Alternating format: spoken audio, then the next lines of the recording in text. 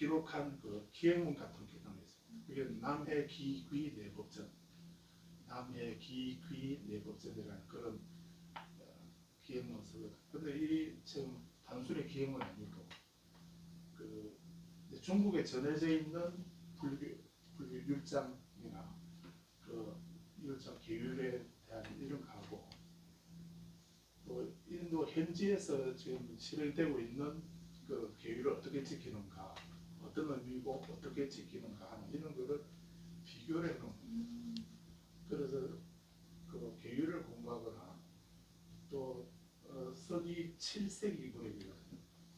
그 7세기 그 무렵에 그 인도 불교가 어떤 모양이었는가 하는 것을 알려면 그 책을 꼭 봐야 돼요. 그런 게 있습니다. 그래서 우리는 중국이나 우리나라는 그 인도에서 온 그 삼장법사들이 전해준 그 율장만 보고서 뭐 포살이라든지 안거, 자자 뭐 이런 그런 거 그런 행사를 우리는 그 전해져 있는 그런 예의만 듣고서 하는 이런 제거든요. 그런데 그렇게 해서 실제로 인도 가보니까 여러 모양이 뭐 하는 방법이라든지 이런 게 다른 겁니다. 그래서 왜 다른 거 이게 무슨 의미인가 의문을 가지고 있었는데 그 가서 실제 보니까 우리가 잘못 이해하고 있는 부분도 있고 잘못 알고 있는 것도 있더라 하는 이런. 그래서는 책입니다. 남의 기귀인데 법전 아시는 책이. 그래서 중국에서 인도로 갈 때 가는 방법이 이제 그 사막으로 해서 히말라야 산을 넘어서 사막으로 들어가는 이런 육로로 가는 방법이 있고, 그래서 이제 사막도 타클라마칸 사막이었던가 그런 사막을 그거 이렇게 가려면 되게 힘들잖아요. 그래서 현장 법사가 그 육로를 가면서 엄청 고생 많이 했는데 그때 그 보호해 달라고 기도해 주신 분이 관세음보살이고, 그리고 시자로 데리고 다닌 우리 서로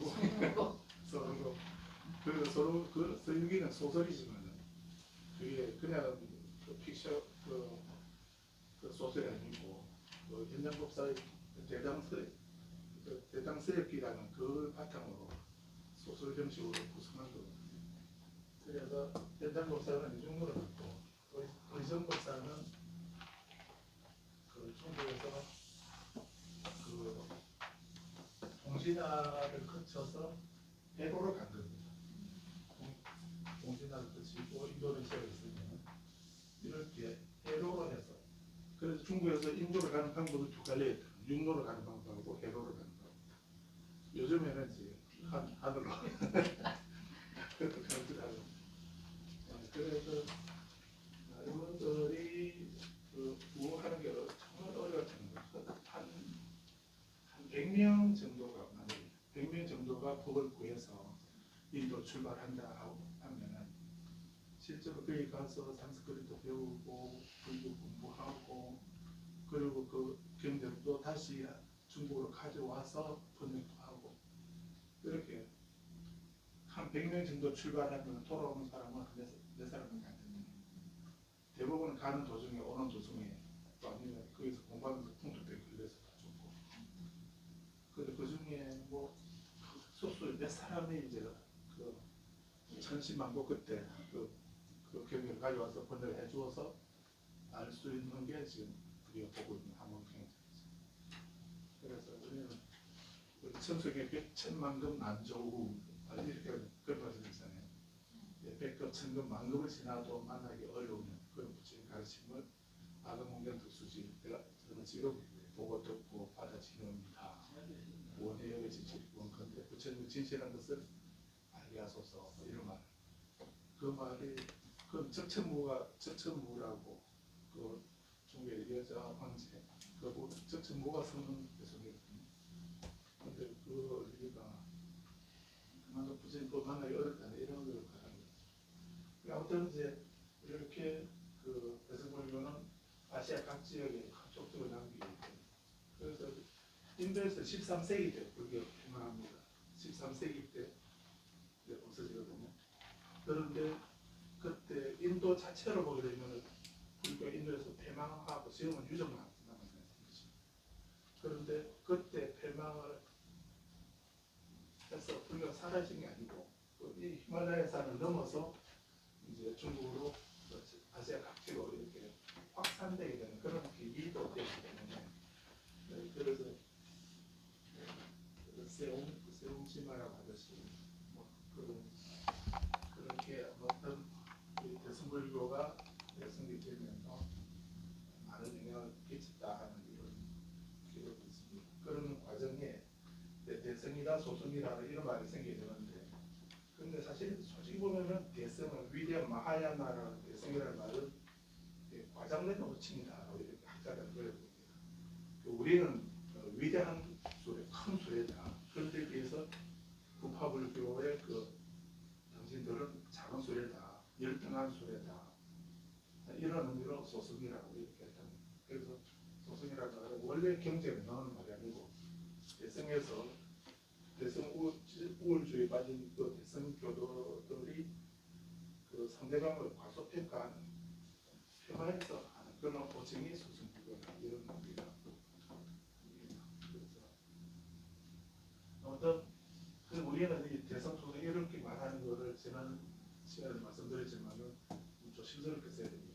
그리고 그래서 불교가 이제 초기 불교라고 합니다.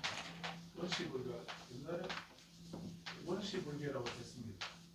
원시불교라고 했는데 원시 이렇게 우리는 좀 미개하다는 이런 생각이 먼저 들지 않습니까? 그래서 부처님 가르치는 미개한 가르침은 있냐? 이래서 일본 사람들이 처음에 원시불교를 이렇게 했는데 제가 번역한 계율 관계된 책 중에도 히야가와 아키라 일본의 목사가 쓴 책이 원시불교 연구라는 책이 있거든요. 그때만 해도 이제 원시불교를 이렇게 했는데 그 원시불교라는 말을 썼는데 그 뒤로 원시불교라는 말을 쓰지 말자. 어감이 안 좋다. 그러면 이제 근본불교로 쓰자. 또 이렇게 그런 것도 있었습니다. 부처님 가르치는 불교를 근본불교. 그런 나중에 뭐 대성불교, 밀교, 성불교 이런 식으로 나눠졌으니까 그런 불교의 근본, 원천이 되는 근본, 바탕이 되는 그런 불교라 해서 근본불교라고 이렇게 그런 말을 썼는데 그리고 지금 우리는 인도는 근본불교, 우리는 뭐 가시불교라는 말이냐 뭐 이런 식으로 해서 그 말도 어감이 못해서 안 쓰게 되고 그러다가 지금은 이제 초기불교라는 말을 이랬습니다. 시대적으로 봐서 초기, 중기, 후기 이런 식으로 그런 의미로 분류를 하거든요. 그래서 불교 역사를 쭉 보게 되면 초기 불교가 있고 그 다음에 부파불교가 있습니다. 부파불교가 있고 그 다음에 대성불교가 있고 그 대성도 나누어서 유식이라든지 중간이라든지 내용들을 이렇게 나누기도 하고요. 또 선이라든지 밀교라든지 이런 것도 다 대성불교에 속하는 그런 갈래를 하고 보기도 하죠. 그런데 그러면은 이렇게 지금은 이렇게 나누는 일반적으로 다루거든요. 그러면 대성은 어디부터니까? 대성은 이 부분이 대성은 시기적으로도 부파 다음이잖아요. 그래서 대성불교에서 소성이라고 하게 되면 어디까지인가? 여기하고 여기 보게 되면 그래서 우리가 소성불교 이렇게 하게 되면 이 전체를 소성이라는가 아니면 이 부파만 소성이라는가 여기에 따라서 보면 완전히 달라지죠. 그래서 경전이나 논서에서 말하는 그 소성은 부파불교를 말하는 겁니다. 이전까지 부파 이전으로 그것을 가지면 불교 경제 아함이나 니까야 이 자체를 부정하는 이런 것이 되기 때문에 그래서 부파불교 이전을 초기불교, 건보불교, 원시불교 이런 말하는 그런 부분으로 보고 분열이 일어난 부처님 당시부터 부처님 계실 때부터 3시부터 그 부처님 임명하시고 한 100년 정도 지났을 때 그때 제2 결집이 일어나거든요. 그 제2 결집이 일어날 이때 제2 결집이 일어날 이 무렵에 불교가 둘로 나눠지지 않습니까? 그리고 근본문의를 하거든요. 상좌부하고 대중부 이렇게 두 부파로 마하상기가에서 대중부하고 상좌부 분열되기 시작합니다. 그 분열되기 시작한 이 부파 자체가 부처님 인멸하신 지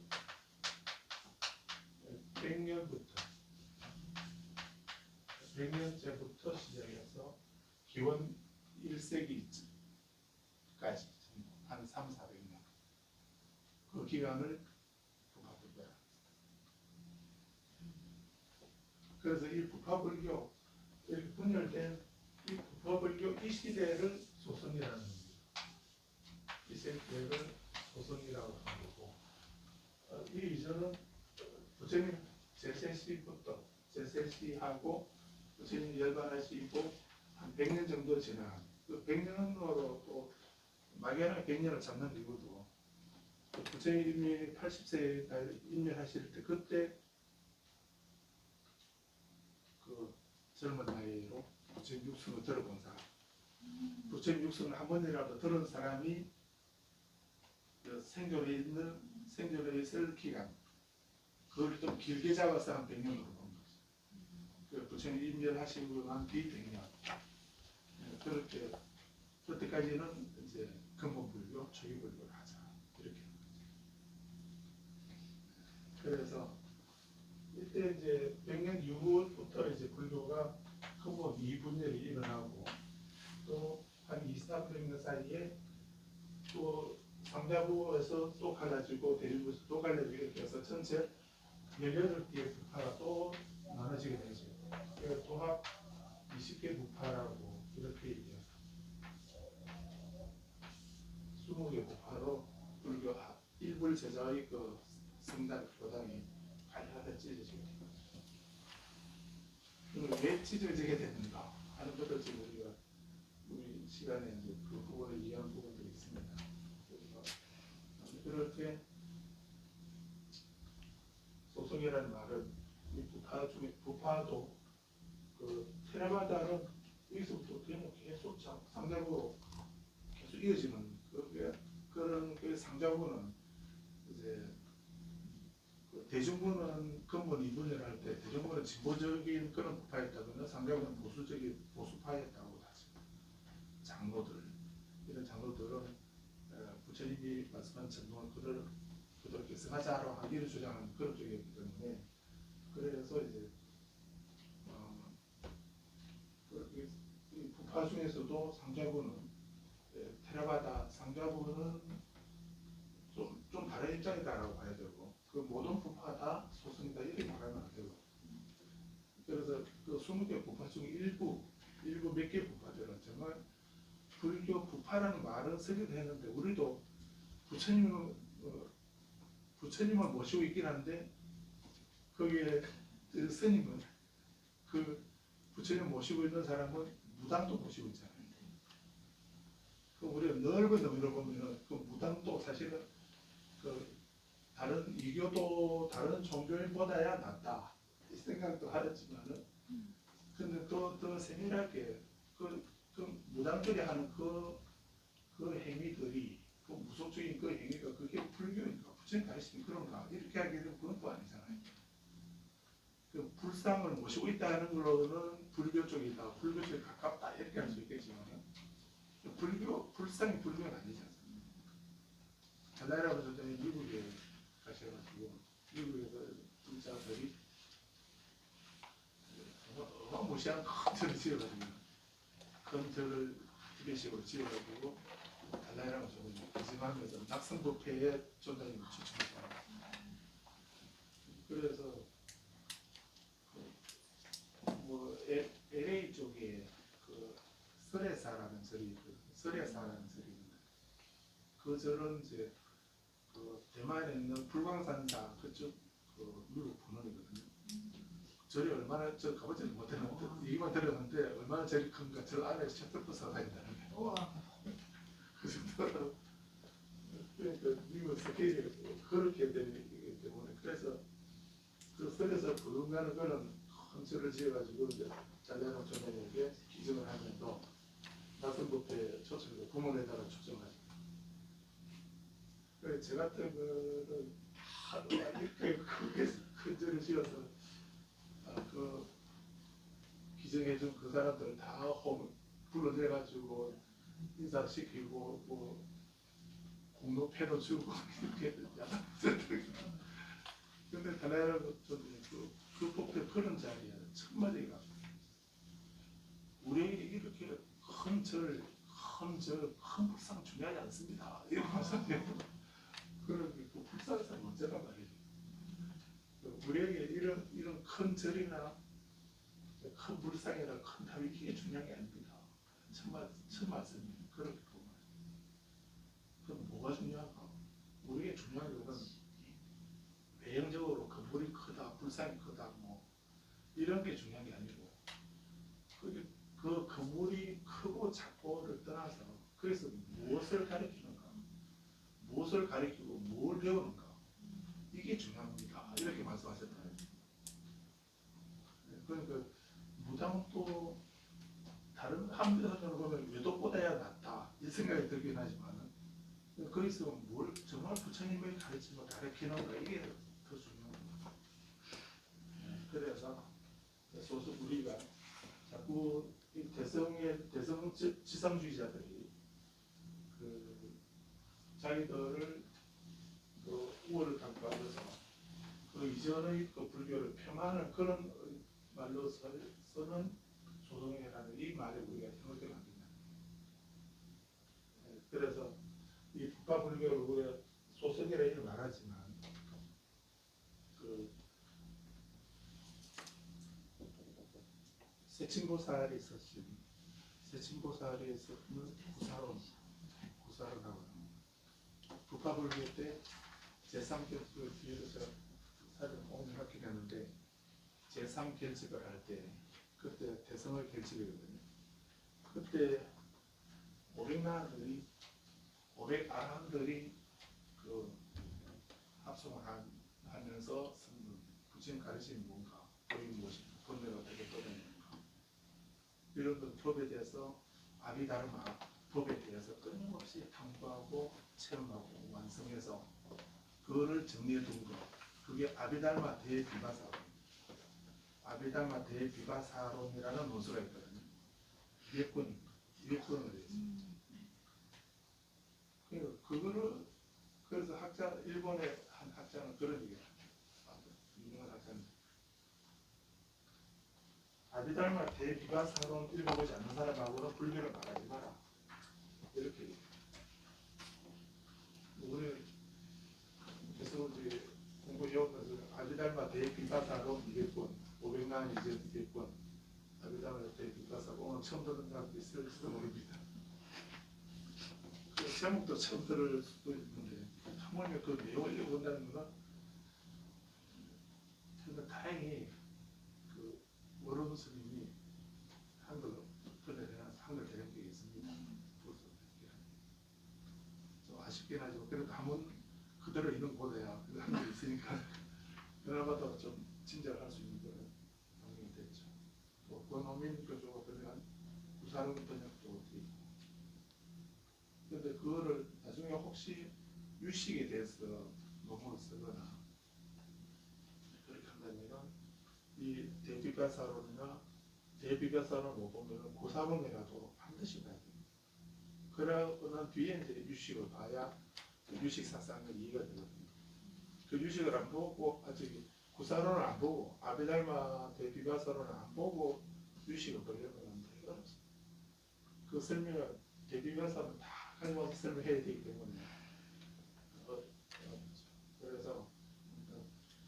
그래서 북파불교에서 생산된 그 아비달마 대비가사론 또 그거를 요약한 구사론 또 빨리 삼장에 정해지고 있는 육종론이라는 그 논서들 하고 육중론이라는 그 스카이 논서하고 또 부다고사 논사가 정리한 청정도로는 또 니까야를 중심으로 수행의 매뉴얼로 정리한 그런 논서이거든요.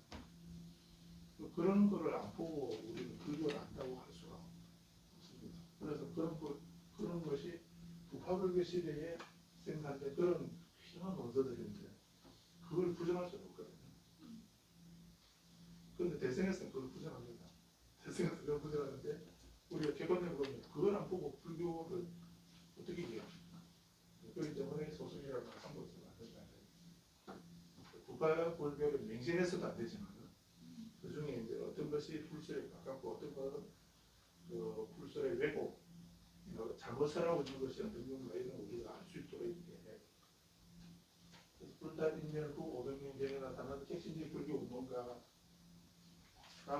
출연한 때가 이제 기원 1세기 전후, 기원전 1세기, 그리고 기원 1세기, 그 한 200년 사이에 그때 대성불교가 생겨나기 시작하거든요. 그때 불교 혁신적으로 불교 운동을 하려 하는 사람들, 그런 사람들이 만드는 것이 대성불교다. 그래서 이 대성 운동가들은 자신 입장을 크고 뛰어난 구제의 탈 것이라는 그런 의미에서 칭찬해요. 그래서 뛰어난 구제의 탈 것, 대성이라는 마하야나 그것을 칭찬하고 기성의 부파불교의 가르침은 자꾸 열등한 구제의 탈 것이라고 비판했다. 대성은 소성의 출가자 중심의 폐쇄적이고 성원주의적인 불교로서 일반 민중을 부각시켰다. 모든 사람들의 평등한 구제의 기회를 주고 사는 운동이 대성운동이었다. 그리고 우리나라도 들어보셨나요? 그 옛날 성철 선생님하고 그분들이 이제 정화운동을 하면서 문경 봉암사에서 문경 봉암사 큰절이 있죠.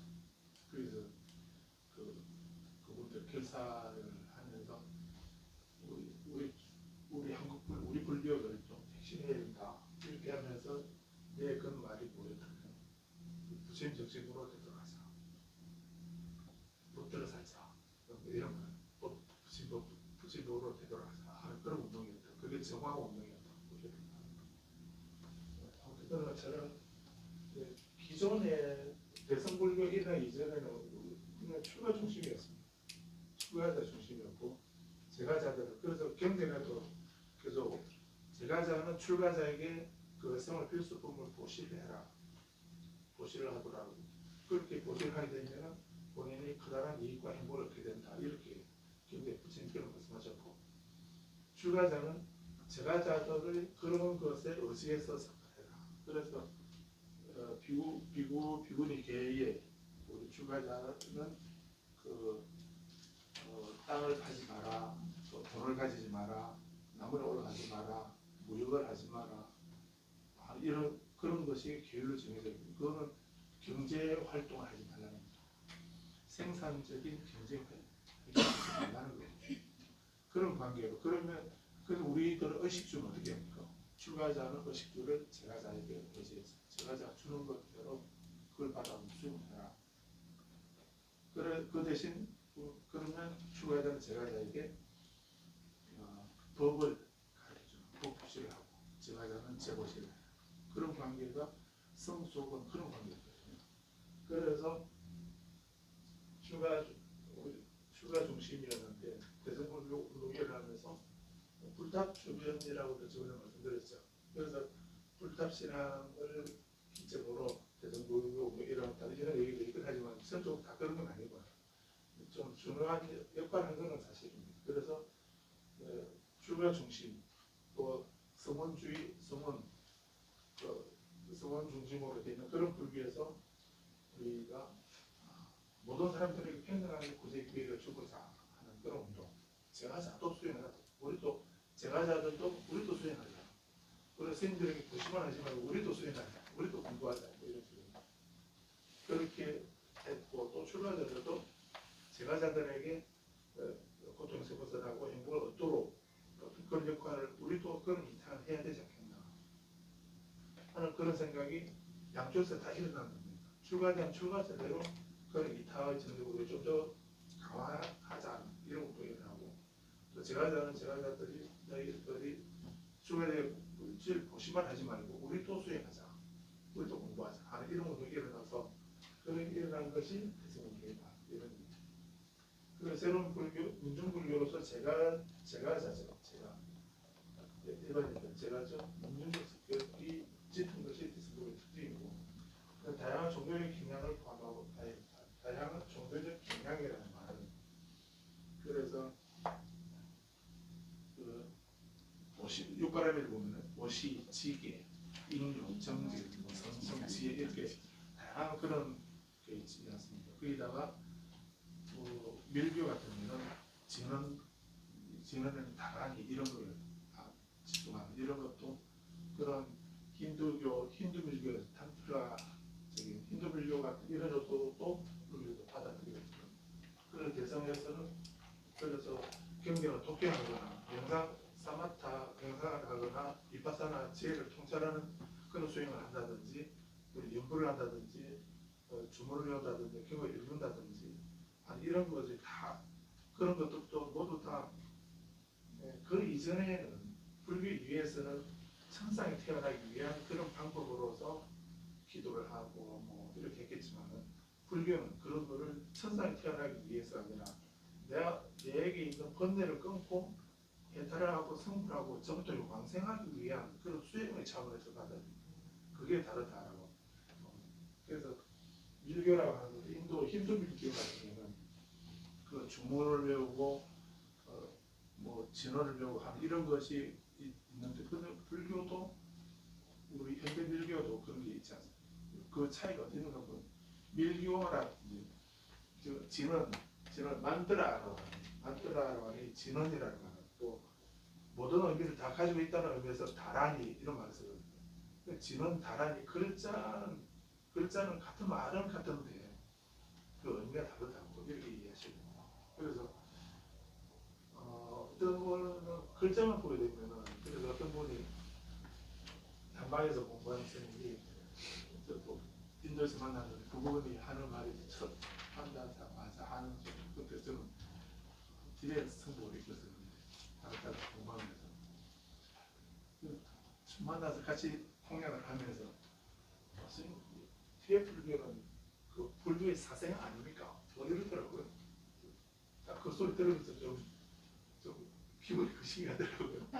내가 지금 집에 밀크를 공부하고 있는데 내 앞에서 뒤에 불교 무정한 생겨가지고 그렇게 사생한 불교를 공부하고 있냐 이렇게 비난하는 그런 소리로 들리더라고요. 그래서 근데 제가 다른 나라에서 공부하는 그 티베트 불교 한국어니 밀교는 그게 아니었거든요. 대성불교 종합이고 대성불교 꽃이라고 그런 교육을 받고 있었는데 그래서 한 부분만 보게 되면 그 힌두 밀교하고 혼돈해서 불교 밀교는 힌두 밀교의 다른 이름이다 이렇게 보기 때문에 그 소리를 하는 것 같다는 생각이 들어요. 그래서 진언이나 주문, 다란이, 만다라 뭐 이런 거를 보게 되면 그 힌두교에서 하는 그 힌두 밀교하고 용어는 같습니다. 근데 의미는 다르죠. 힌두 밀교는 뒤에도 나오지만은 소재와 길상, 재난을 없애고 행복을 이루고자 하는 복을 얻고자 하는 그런 그 기복적인 의미에서 지는 단락이 외우고 우리는 엄만이 방명이라든지 엄따리 저따리 뿌려서 와라든지 신묘자고 대단하냐 이런 거는 우리 속에 있는 번뇌를 침멸하고 지혜를 얻어서 깨달음을 완성하는 그런 수행 상태입니다. 그런 수행으로서 하는 그래서 진을 외우고 다란을 외우고 하는 것도 일종의 사마타 수행과 똑같습니다. 사마타만 하는 것이 아니고 그렇게 하면서 관상을 하면서 위파사나까지 같이 하는 거거든요. 그래도 우리는 불교 수행은 정해, 지광상수, 정해상수 이렇게 말하는 거예요. 그 덩어리거든요. 그래서 그 모양만 보고 판단하면 안 된다. 그래서 그 대성불교에서는 그 다양한 종교적 경향을 포함하고 있다는 게 대성불교 특징입니다. 그걸 생각하시면 그래서 저속하다고 평가하는 것과 같은 신앙적 측면도 존재했을 것이다. 그래서 특히 퇴불교를 보면은 우리도 알겠습니다. 우리도 저를 보면은 불교신을 보면 가끔 뭐 절에서 무슨 용왕제 지낸다고 산신제 지낸다고 그렇게 큰 기사하고 크게 나오대요. 어저께는 무슨 날이었습니까? 어제 어제 입춘이었습니까? 아닌데 아랫게 그저께 지장전.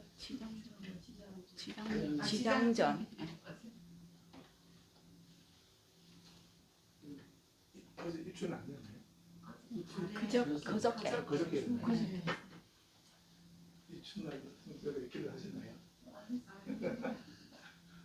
그래서 입춘 되게 그냥 대기업 닭이 이렇게 해서 다 나눠주고 한다고 다 광고를 하기도 하고 사실 저도 옛날에는 입춘기도 하긴 했거든요. 요즘은 안 하는데 그거 부처님과 그 무슨 상관이냐고. 그 입춘은 안 해도 또 동일기도 또 하잖아요. 채색기사도 하고. 근데 그런 게 다 우리 민속이나 그 도교나 우리 민간 민속으로 하던 그런 뭐 절기 중에 하루이고 이러한데 부처님 불교 아무 상관이 없는 그런 날들이거든요. 근데 일반 사람들은 그건 모르겠고 일단은 이제 긴 암흑과 같은 그 고통의 그 긴 겨울을 이제 지나고 나에게 우리 집에 우리 가정에 우리 사회에 세범의 세상이 약동하는 그런 세범을 빨리 왔으면 좋겠다 그런 열망 때문에 그런 열망을 가지고 입춘기도 하는 거잖아요. 그래서 근데 그게 뭐 입춘대기라는 그 글자가 그 한 장 집에 붙인다 해서 뭐 그게 되는 거 아니잖아요. 그렇지만 그런 열망을 가지고 부처님의 말씀을 우리가 연구를 하고 수행을 하고 기도하고 공부를 한다는 거예요. 그게 그런 날을 계기로 우리 그렇게 한다면 민간에서 보게 되면 뭐 요즘 비싸게 돈 들여서 백지 실크 백지 이런 다 발려놓고 거기다가 동이날 파트 써가지고 푹 이렇게 하면 이거 어떻게 되겠습니까? 그렇게 그런 건 안 해도 그래도 문명의 어둠이 가장 긴 날이고 지혜의 밝음이 가장 짧은 날이 동지니까 이런 날 이런 우리들에게 문명의 긴 겨울이 빨리 없어지고 지혜의 밝음이 빨리 이루어지기를 바라는 그런 마음으로 통지기도 한다는 거 그것도 우리 수행 중 하나일 수 있잖아요. 그렇기 때문에 그래서 우리는 겉으로 보면 산신각이 있다든지 왕각이 있다든지 뭐 칠성각이 있고 이렇게 하지만 그런 거는 사실 불교 아니기도 하고 민간에 사는 그런 저속한 그런 어떤 민간 신앙이라 이해할 수도 있겠지만 우리는 그걸 계기로 그런 날 사람들이 쳐오면은 요즘 잘 안 오잖아요. 안 오게 되면 그런데 입춘이라는 이름으로 동지라는 이름으로 비록 저속하지만은 우리 부처님 입장에서 제 입장을 보면 저속한 방법이긴 하지만 일단 절에 찾아오도록 만드는 그런 계기를 삼아서 오게 되면 우리는 그 산신각에서 뭐 서가모니 관세음모니 뭐 이렇게 연구를 하면 되잖아요. 그걸 하면서 불심을 심어주고 일깨워주고 이끌어주는 그렇게 하는 게 그게 대승이라는 거예요. 그래서 저속하다고 평가하는 것과 같은 신앙의 측면도 당연히 존재하겠지만 그것이 그대로 답습하는 거라면 관세음모사 아방누키테스와라 그 관세음이라는 이 보살도 힌두 신 이름입니다. 그 이름 그대로는 힌두 신 이름이거든요. 여신 이름입니다. 근데 왜 우리가 우리가 북땅에 그 힌두 신을 모셔놓고 우리가 불자가 힌두 신을 모셔놓고 절한다는 거 공약하고 이렇게 하는 것도 이상하지 않습니까? 근데 우리는 그 같은 이름이 힌두 신에도 그 이름이 있지만 우리 관세음은 그거를 말하는 게 아니라 우리 관세음은 부처님의 조건 없는 한량없는 자유와 연민을 그 마음을 인격화해서 관세음이라. 우리 문수를 부르면서 그냥 뭐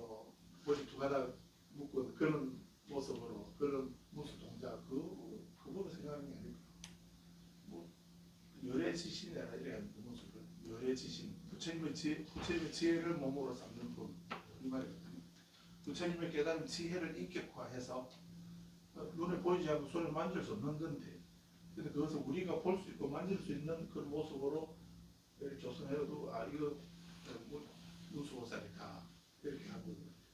그래서 우리는 무수보살을 배우면서 부처님의 그 지혜와 지혜를 우리도 나도 깨닫고 실천하려고 하는 이런 마음을 다지게 된다.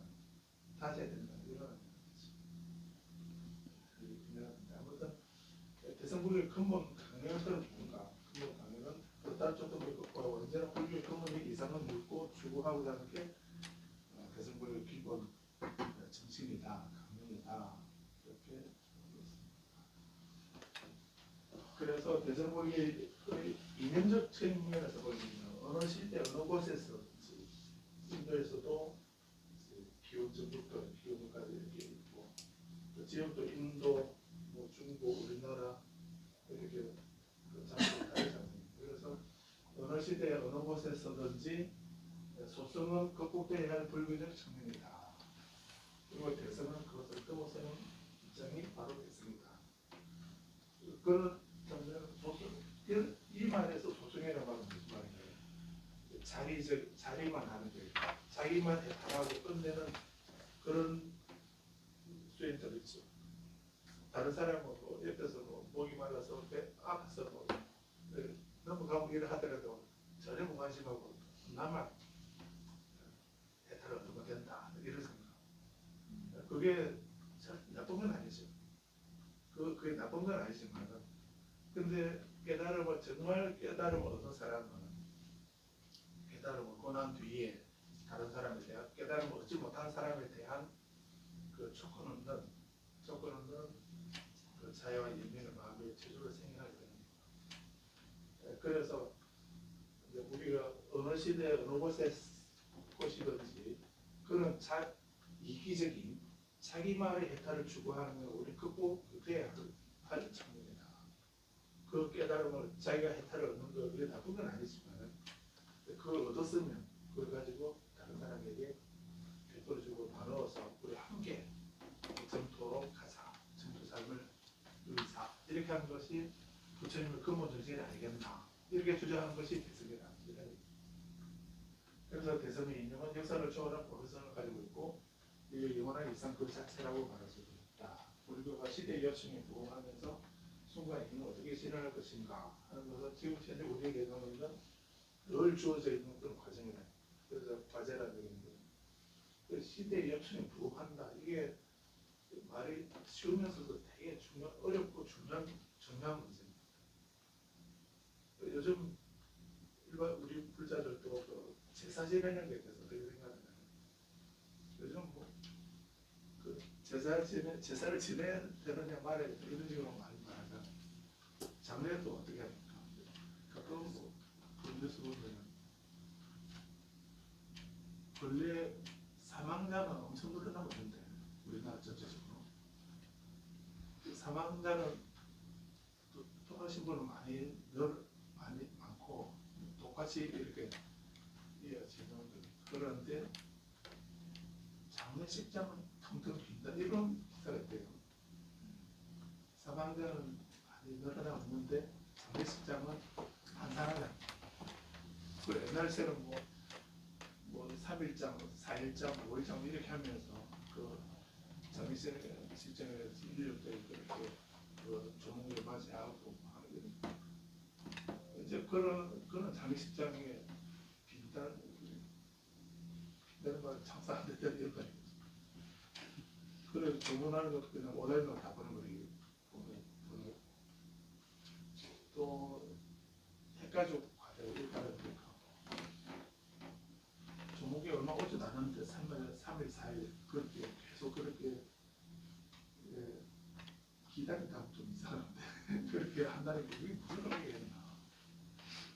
그래서 뭐 하루나 이틀 바로 또 우리 가족이 그냥 건강하게 장례를 치르자 이런 식으로 바뀌고 있다면서요. 저는 사실 그제도 지금 진짜 다른 분들이 별로 여자가 안 되죠. 아예 안 지내거나 뭐 지낸다면 뭐 처음하고 마지막 정도 이렇게 말하는 걸로. 그래도 뭐 그렇게라도 돌아가신 분 그렇게라도 제사 지내주는 게 대해서는 고마워하지 않을까. 하여튼 그리고 우리 생각이 계속 바뀌고 있잖아요. 그래서 우리 시대에 부흥하면서 그 속에 그러면 우리가 다들 그렇게 제사를 뭐 지내는 거 말아야 되는 이렇게 할 때 우리 뭐라고 해야 되겠어? 제사 지내지 말아야 해야 되니까 아니면 그래도 제사 지내 이렇게 하시려는 거 어떻게 하시려는 거? 우리 대답을 가지고 있으니까 세상이 그러니까 세상 지내지 말지 이렇게 한다면 그 우리 역할은 뭐죠? 우리는 뭐 어떻게 해야 됩니까? 그래서 그 부처님이 임명하시고 난 뒤부터 우리 불교계는 이 시대의 요청에 어떻게 부응할 건가 끊임없이 우리가 고민하고 그때마다 우리가 해답한 게 그게 부파불교이고 대성불교이고 성불교이고 밀교 이렇게 그런 거거든요. 그래서 제사 문제에 대해서도 그 일반인들이 생각하는 그 제사는 유교식이에요. 그래 그런 제사를 하지 말라고 그렇게 우리는 얘기해 줘야 되거든. 그런 제사 지내지 마라 이렇게도 당당하게 얘기할 수 있습니다. 근데 부모를 공유하고 성도하고 그것까지 하지 말아 하면 그건 안 되죠. 부처님 또 경전에 니까야 경전에 조상은 존중해야 된다고 공경해야 된다 이 말씀을 드립니다. 그래서 우리는 불자니까 그 공자의 제사도 아니면서 제사를 공자가 말한 여기서 말하는 식으로 이렇게 제사 지낼 필요도 없고요. 또 우리는 불자이기 때문에 불교식으로 제사를 지내요. 그래서 집에서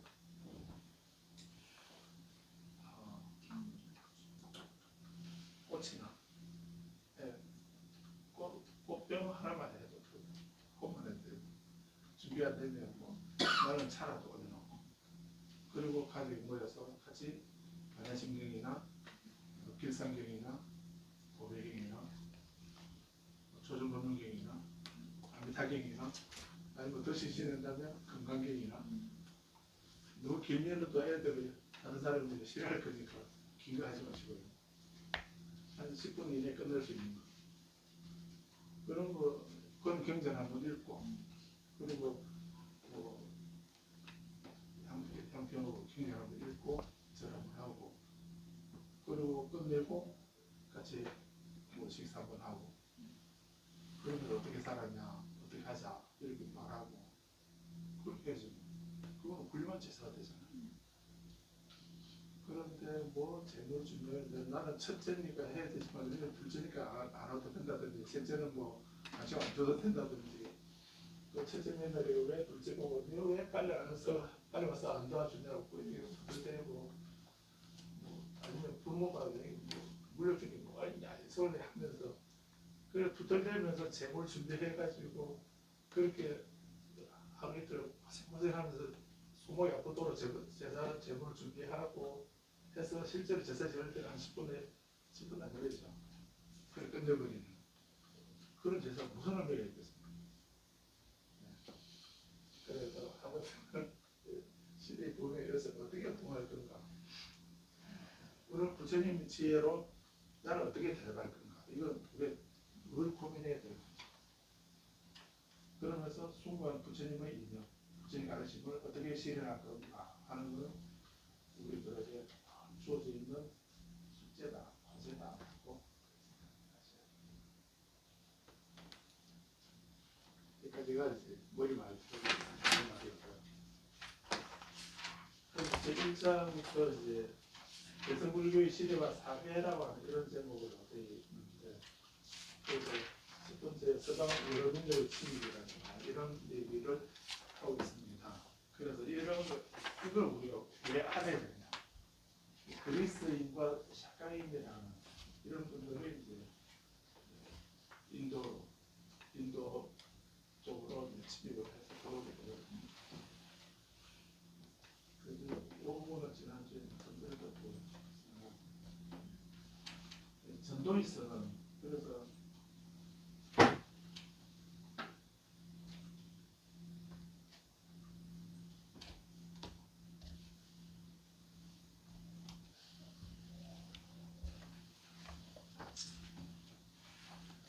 사람들에게 그 대성이라고 하는 이 말은 그 기원 1세기 후반 이후에 성립한 소품 반야경 그 반야경을 대성은 반야경에서 반야경을 그 크게 학문적으로는 단어 방식이 여러 가지 있긴 한데 가장 일반적인 그 분류 방식 반야의 가르침을 일반적으로 나누는 방식이 네 단계로 나눕니다. 그래서 거기서는 이제 첫 번째 원시 반야경, 근본 반야경에서 원시 반야경 시대가 있습니다. 원시 반야경이 있고 그 다음에 늘어난 반야경에서 정광 반야경이라 이렇게 합니다. 우리 반야경 공부할 때 얘기하겠지만 원시 반야, 늘어나는 정광 반야, 그 다음에 개별 반야가 있습니다. 일교화된 반야경.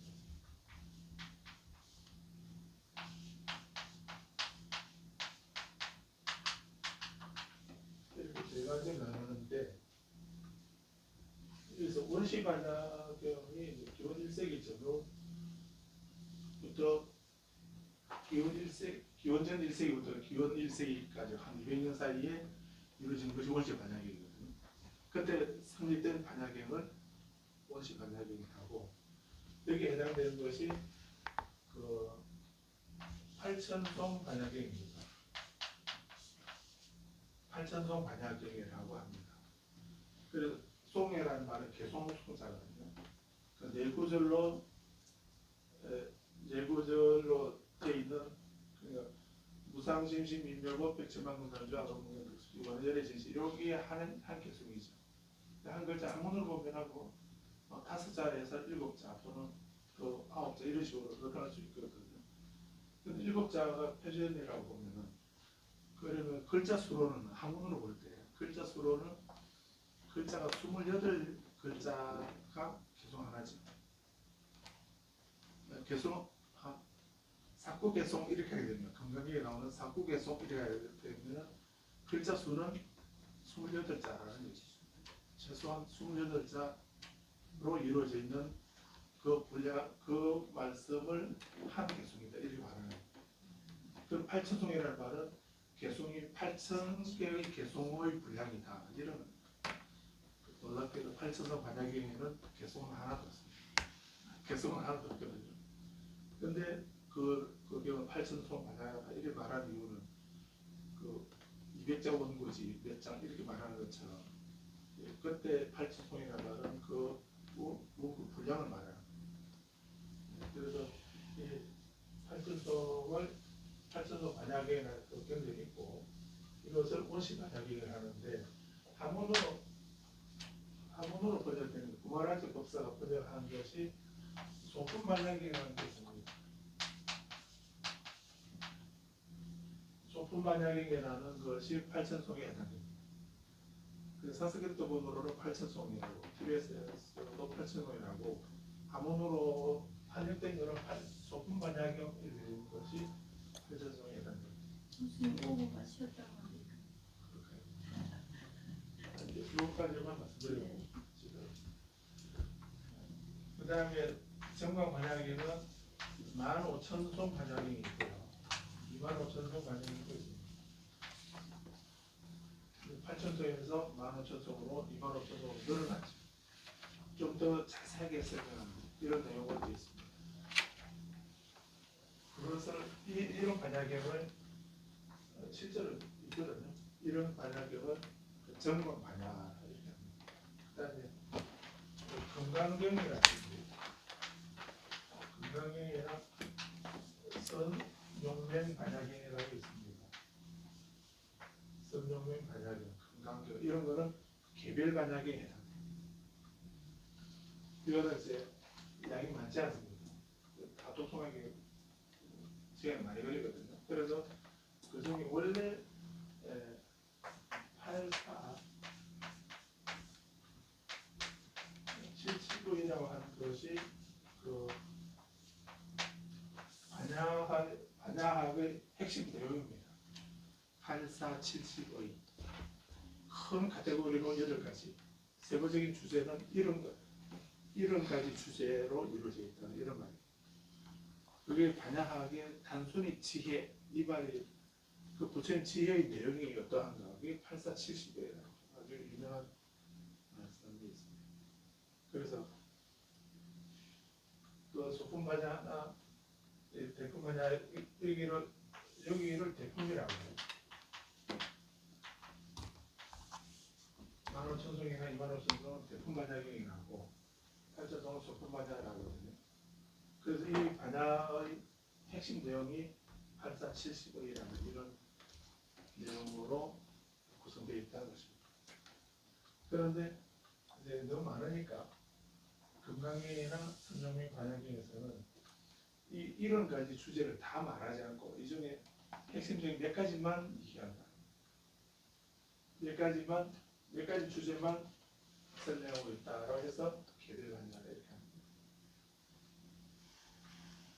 밀교화된 반야경은 우리 반야심경이라든지 그 반야 이취경이라는 게 있습니다. 반야 이취경 이런 것은 이런 반야 사상이 밀교화된 반야경. 그래서 밀교 반야 또 밀교화된 반야경. 그리고 우리 반야심경은 그래서 뒤에 그 계속 진언이 나오죠. 아세아세 바라 다르사를 보지사 이거 진언. 그런데 어떤 경우에나 이런 제품에서는 그런 진언이 없는데 밀교화된 불교 받아들여 난 뒤에 불교의 반야 사상을 밀교화 시킨 그런 것이